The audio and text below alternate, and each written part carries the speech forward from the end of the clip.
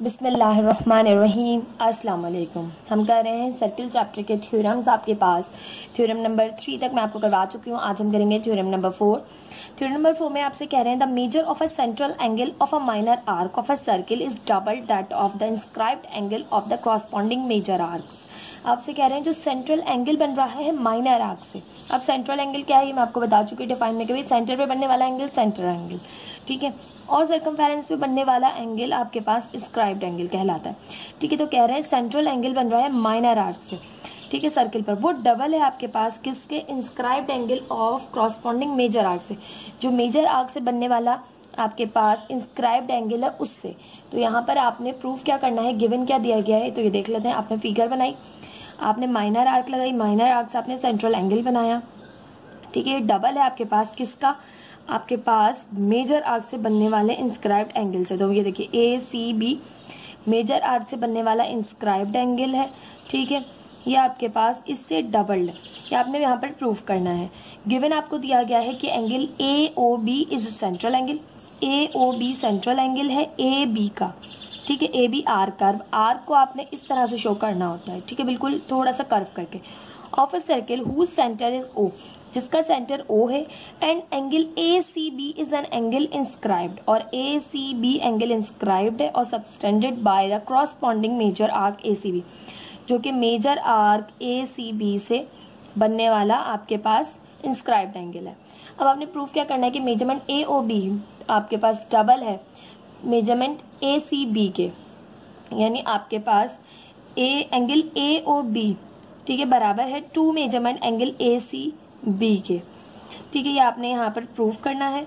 किस तरह से प्रूफ करेंगे हम देख लेते हैं। यहाँ पर हमें सबसे पहले हमारी कंस्ट्रक्शन होती है जिसके जो है वो हम हेल्प से थ्योरम को प्रूफ कर रहे होते हैं, ठीक है। तो हमने यहाँ पर कंस्ट्रक्शन की है आपके पास कि ज्वाइन सी ओ, हमने सी और ओ को ज्वाइन कर दिया डॉटेड लाइन से, and produce it to any point D, और इसे किसी भी पॉइंट डी तक ले गए हैं, ठीक है। अब सर्किल से बाहर नहीं लाए बट सर्किल के अंदर ही कोई पॉइंट डी दे दिया हमने। अब यहाँ पर हमने स्टेटमेंट और रीजंस देकर प्रूफ करना है कि आपके पास जो है वो ए ओ बी जो है वो डबल है ए सी बी का। अब आपके पास है इन ट्राइंगल ए ओ सी। अब देखिए ट्राइंगल की बात हो रही है, ट्राइंगल है ए ओ सी। ये आपने जो कंस्ट्रक्शन की इसकी वजह से ये एक ट्राइंगल बन गया, ये एक ट्राइंगल बन गया। तो अभी हम इस ट्राइंगल की बात कर रहे हैं, ठीक है। तो आपके पास है triangle A O C, A O congruent है सी ओ के। ए ओ कॉन्ग्रुएंट है सी ओ के, क्यों है भाई? ए ओ सी ओ के कॉन्ग्रुएंट क्यों है? क्योंकि देखिए ये भी रेडियल सेगमेंट है, ये भी रेडियल सेगमेंट है। रेडियल सेगमेंट हमने पढ़ा है सर्किल का, आपके पास कहीं से भी हो रेडियल सेगमेंट आपके पास, यानी सेंटर से सर्कमफेरेंस तक का जो डिस्टेंस होता है वो रेडियल सेगमेंट कहलाता है। वो आपके पास किसी भी पॉइंट पे सर्किल के इक्वल होता है। तो ये रेडियल सेगमेंट है ऑफ सेम सर्किल। फिर आपने कहा measurement angle A C O. अब आप ए सी ओ एंगल की बात कर रहे हैं, यानी इस एंगल की बात कर रहे हैं। ये आपके पास बराबर है मेजरमेंट सी ए ओ के। सी ए ओ के यानी ये दोनों साइड्स आपके पास, जब ये साइड आपके पास, ठीक है, ये क्या है आपके पास? Radial segment. ये भी आपके पास रेडियल सेगमेंट है, ठीक है, दोनों रेडियल सेगमेंट्स हैं, ठीक है। और ये आपके पास सर्कमफेरेंस से लेकर दूसरे यानी कि कॉर्ड एक आपके पास, ठीक है। तो कह रहे हैं कि ए सी ओ बराबर है मेजरमेंट एंगल सी ए ओ की, यानी ये एंगल सी, ये एंगल ओ के क्या है? बराबर है angle opposite to congruent side. Congruent sides हैं दोनों और उनके अपोजिट ये एंगल्स हैं, इसलिए ये दोनों जो है वो ये भी आपके पास क्या होंगे? इक्वल होंगे। But measurement angle A O D, आप ए ओ डी की बात हो रही है इस एंगल की, ये क्या है आपके पास? एक्सटीरियर एंगल हो गया, क्योंकि ट्राइंगल अगर हमने इसको कंसिडर किया तो ये एक्सटीरियर एंगल है, ठीक है। तो ए ओ डी जब हम पीछे पढ़ चुके हैं सारी चीजें जो आपके पास रिवीजन हो रही होती हैं आगे थ्योरम्स में, कि भाई जो एक्सटीरियर एंगल होता है ना वो अपोजिट जो आपके पास इंटीरियर एंगल्स हैं, ठीक है, उनके जो है वो सम के, यानी कि उनसे जो है वो बड़ा होता है। अब आपसे कह रहे हैं यहाँ पर measurement angle A O D equal है measurement angle A C O plus measurement angle C A O के, ठीक है। किस तरह? देखिए ये जो ए ओ डी है एक्सटीरियर एंगल है, यह आपके पास यहाँ पे इसकी बात हो रही है, इसकी ए सी ओ और ओ ए सी की बात हो रही है, ठीक है, या सी ए ओ की बात हो रही है, ओ ए सी लिखें या सी ए ओ लिखें, ठीक है, बीच वाले एंगल की बात हो रही है, हम बीच में एंगल ए रख रहे हैं और यहाँ पर एंगल सी रख रहे हैं। तो एंगल सी और ए क्यों है ये आपके पास, ये दोनों को सम इसके बराबर क्यों है, क्योंकि एक्सटीरियर एंगल है ये ए ओ डी, और एक्सटीरियर एंगल जो है वो बराबर होता है सम ऑफ अपोजिट इंटीरियर एंगल्स के। जो आपके पास इंटीरियर एंगल्स होते हैं ये एडजेसेंट है, इसको छोड़ देते हैं, जो अपोजिट इंटीरियर एंगल है उनके सम के बराबर होता है आपके पास एक्सटर्नल एंगल। अब हमने उसी का यहाँ पे यूज किया। फिर हमने कहा measurement angle A C O plus measurement angle A C O. A C O क्यों लिखा हमने 2 टाइम्स, क्योंकि हमने अभी ऊपर कहा कि ए C O angle C A O के बराबर है, तो हम इसकी जगह ये लिख सकते हैं। तो हमने ये बात कही रीजन में कि भाई हम इसकी जगह भी ए सी ओ लिख सकते हैं, तो हमने इसकी जगह भी ए सी ओ लिखा और ये हो गया 2 मेजरमेंट एंगल ए सी ओ। इसको यहीं पर स्टॉप कर दें। अब इसी तरह से हमने कहा सिमिलरली बी और डी की बात की, ये बी और डी और इस ट्राइंगल में ये दोनों एंगल भी यानी कि आपके पास क्या होंगे, कॉन्ग्रुएंट होंगे।